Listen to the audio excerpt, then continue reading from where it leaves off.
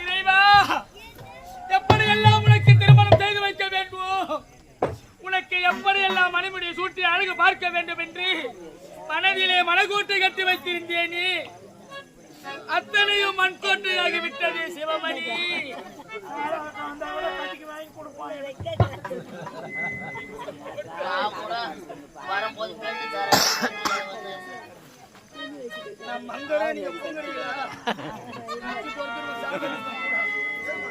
கண்ணே சிவமணி, பாடா என் கண்ணின் மணியே,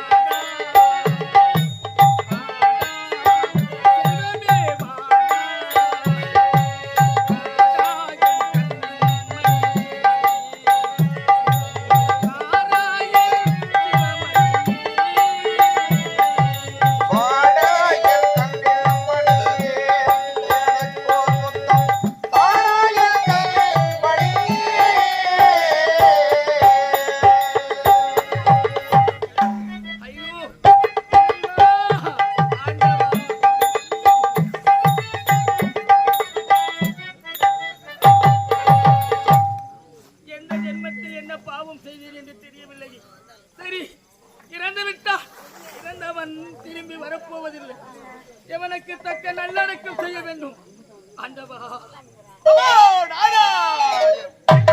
ஓடி வந்த நாரதல்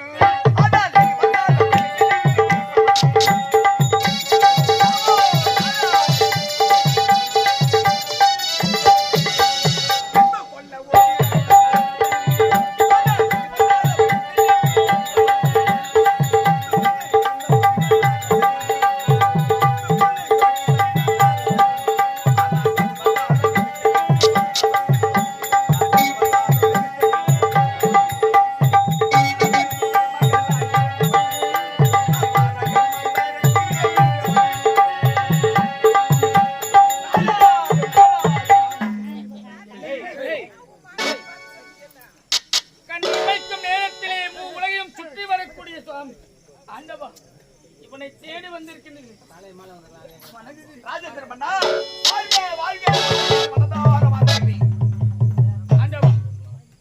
பன்னீர்கள் பணிந்து நலமுடன் வளமுடன் வாழ்க வாழ்க என்று வாழ்த்துகின்றீர்களே, நான் என்ன நிலையில் இருக்கின்றேன் தெரியுமா? நான் இருக்கின்ற நிலையில் நலமுடன் வாழ முடியுமா? நலமுடன் இருக்க முடியுமா? எனக்கு இருந்தது ஒரே மகன் சிவமணி. அவனோ இறந்து பிணமாக இருக்கின்றான்.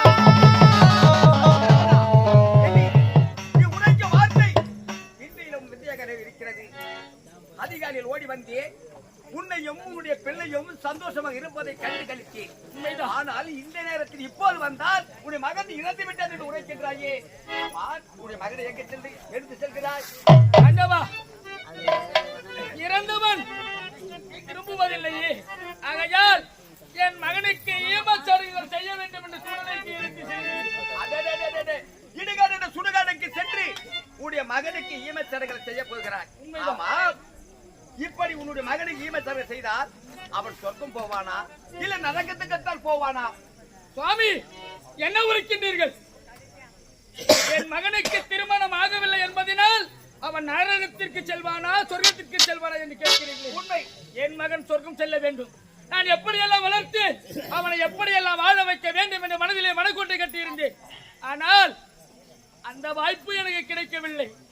ஆகையால் இறந்த என் மகன் சொர்க்க பதவி அடைய வேண்டும். இறைவா, மகன் இறந்தவன் சொர்க்கம் அடைய வேண்டும் என்றால் உன்னுடைய மகனுக்கு திருமணத்தை செய்ய வேண்டும்.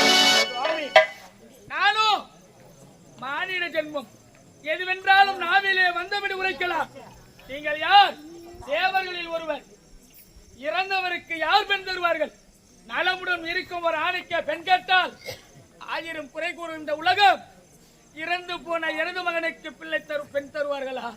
யார் இறந்து போன பிணத்திற்கு வாங்க என் மகளை நான் தருகிறேன் என்று யார் அழைத்து வருவார்கள்? யார் முன் வருவார்கள்? சுவாமி, நடப்பதை சொல்லுங்கள். ராஜேந்திர மன்னா, அதுக்கு தந்த மார்க்கத்தை நான் உரைக்கின்றேன். அப்படியா? உன்னுடைய மகனுக்கு திருமணம் நடக்க வேண்டும், இவ்வளவுதானே? சுவாமி, என் மகன் உயிரை காப்பாற்ற மார்க்கம் என்று உரைத்தார் குருதேவர். அதை பார்த்து என் மகன் இறந்து விட்டார். ஆனால் இறந்த என் மகன் சொர்க்கலோகம் அடைய வேண்டும் என்றால் நீங்கள் சொல்லும் மார்க்கத்தை இக்கணமே செய்து முடிக்கின்றேன். உன் மகன் திருமணம் செய்ய வேண்டும் என்றால், உன் மகன் சொர்க்கம் அடைய வேண்டும் என்றால் நீ என்ன செய்ய வேண்டும் தெரிகிறதா? சொல்லுங்க. உன்னுடைய நாட்டில் பாதி 1000 பொற்காசுகள் பரிசாக தருகிறேன் என்று தண்டோரா போட வேண்டும்.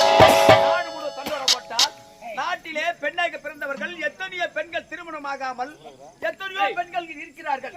யாராக முன் வந்தாலும் வரலாம். சுவாமி, இறந்து போன பிணத்திற்கு யார் பெண் என்று கேட்டால், உனக்கு இறந்தது ஒரே மகன் இறந்து விட்டான், இனி யாரால போகிறார்கள்? நீதானே. நீயும் இறந்து விட்டால் இந்த பொன் பொருள் பொக்கிஷம் நாடு நகரம் எல்லாம் யாருக்கு சென்றடையும் என்று உனக்கு என்ன தெரியும்? ஆகையால் உனது மகன் சொர்க்க பதவி அடைய வேண்டும் என்றார் பறந்து விரிந்து கிடைக்கின்ற இந்த மதிவதனாபுரி பாதியம். ஆகையால் 1000 பொற்காசுகளையும் பாடி வழங்கினார்.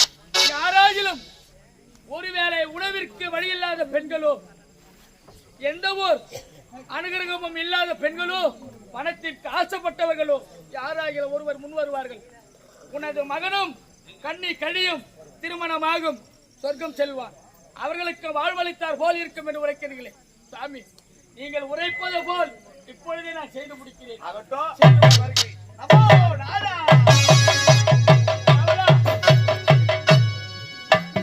என் மகன் உயிரை என்னால் காப்பாற்ற முடியவில்லை. என்ன சொன்னது? ஆகையால் என் மகன் சொர்க்கலோக பதிவு அடைய வேண்டும் என்றார் இந்த பேர்பாதி நாட்டையும் பொன்பொருள் பொக்கிஷம் 1000 பொற்காசுகளை வாரி வழங்கு. அப்படி என்று வாரி வழங்கினார். தண்டோரா விட்டால் யாராகிலும் பணத்திற்கு ஆசைப்பட்டவர்களோ அல்லது ஒருவேளை உணவிற்கு வழி இல்லாத பெண்களோ யாராயிலும் ஒருவர் முன் வருவார்கள். அவர்களுக்கு திருமணம் செய்து வைத்தார் உனது மகன் சொர்க்கபதி வருவார் என்று உரைத்திருக்கின்றார். ஆகையால் நான் உரைத்தது போல் இந்த மதிவதனாபுரி ஆளக்கூடிய ராஜேந்திர மன்னன் மகன் சிவமணி இறந்து பிணமாக இருக்கின்றார்.